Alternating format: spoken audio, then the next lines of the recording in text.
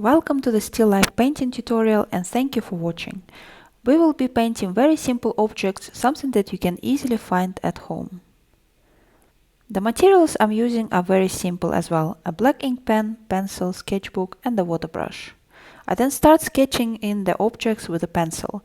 I quickly assess the objects and start with any element that catches my eye the most. There is no wrong or right order, I think.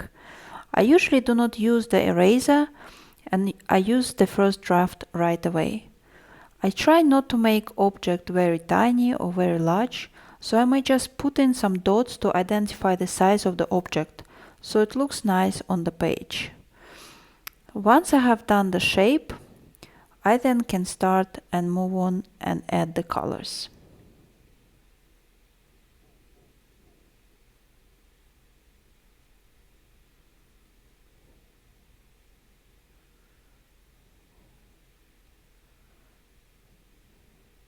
Now my objects are ready.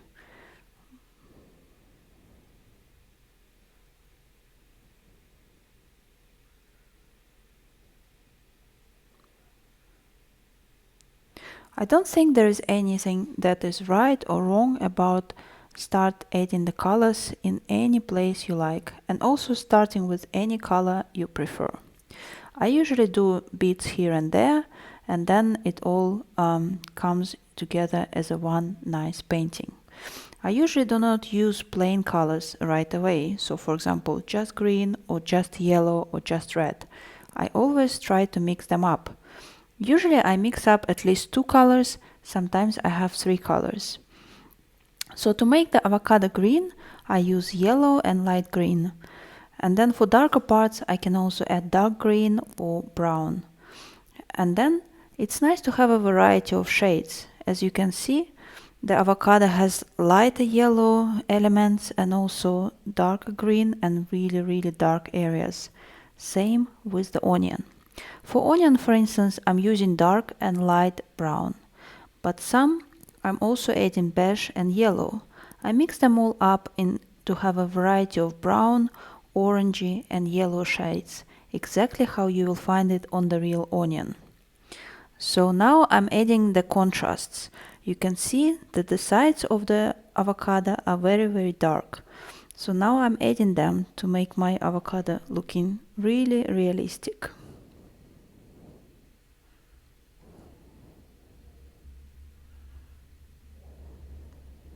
My palette is very small, but it's just enough for this little painting. So I'm mixing some lighter shades on the left hand side, some darker on the right hand side, and then in this medium container I'm using it for green colors.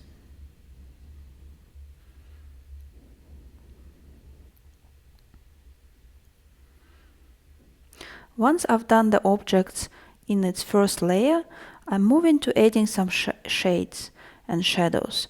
I know that I'll have more layers of color later on, but now I just want to add the shades so I see how my objects looking like. You see, they're now really getting the life. Usually I just start somewhere. I know I will need to build up on those colors and add the intensity. So I just start with a very first layer, and then I will see when they dry, when the colors dry, they will look lighter. So I will be adding more and more layers until I see that the shades are dark enough. As you can see on the left hand side where the objects lay, so you see, yes, the onion is very light, and then it gives the shadow to the right, which is quite dark. So I'm trying to add this, reflect this contrast on my sketch.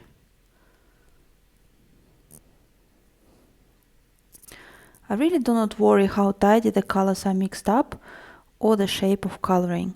Of course, I don't want to make the colors look not very nice and tidy and clean, so I try to wash my brush every now and then.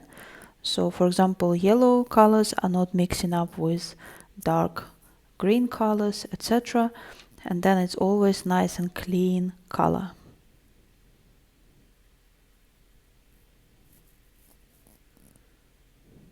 Also, I don't really worry how tidy the colors are mixed up or the shape of coloring. I try to keep my brush strokes very loose. So you see, there are no really even lines. In real life, you see that everything is a bit smooth and then the edges are not very sharp. So I'm trying to reflect that on my sketch. I don't want to make it 100% round or 100% straight. So you see all lines are very average and loose. So don't be afraid to slightly deviate from the real life. Just keep it creative. I now keep adding more and more colors, more and more details. So you see the colors are now more intense because I've added so many layers already. The details make it all the difference. Look at the object on the left and you'll see like all these little tiny dots and lines. So this is time now to add them onto my sketch.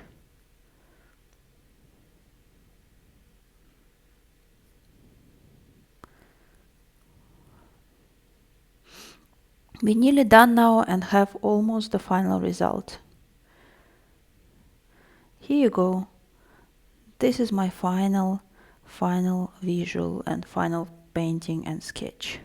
I'm really pleased with this result. You see, it looks quite realistic.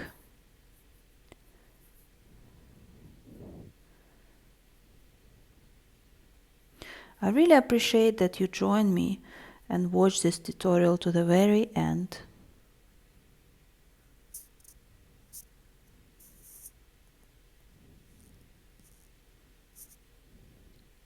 It would be great if you could leave your comments, questions, like, and of course subscribe to the channel to stay up to date.